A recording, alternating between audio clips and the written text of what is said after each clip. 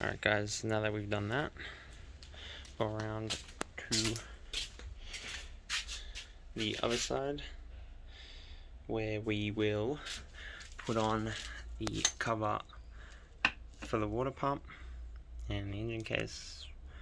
So by doing that, we'll have to remove all of these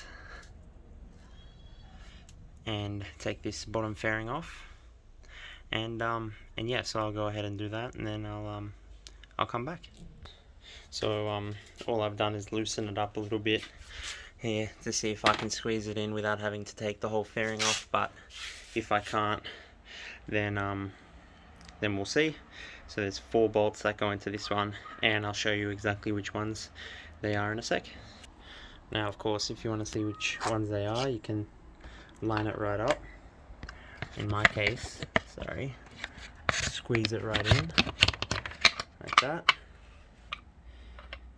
and then undo the bolts that we have there. And once I undo them, I'll be back to line up the next. So fortunately for me, I didn't have to take the whole fairing off.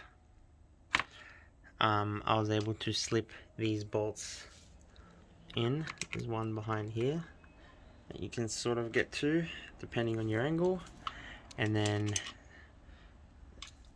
done them all up, and so that covers engine case. And now all we've got left is this water pump cover right here.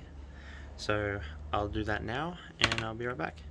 So guys, I can't do this right now, but I'll probably do that in another video, and I'll show you. I'm just going to go ahead and re-tighten my bottom fairing there, and I'll do a quick walk around so you guys can see what it's like. And yeah, I'll be right back. So like I said, a quick walk around on the mods I just did. So I've got these 2 covers here. I think it looks better from a distance, all black instead of gold. And if we walk around to the other side, you'll see the black case cover right there.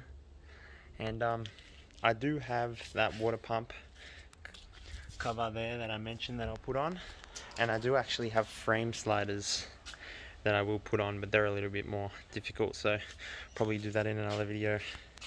But yeah, thanks for watching guys, and see you guys on the next one.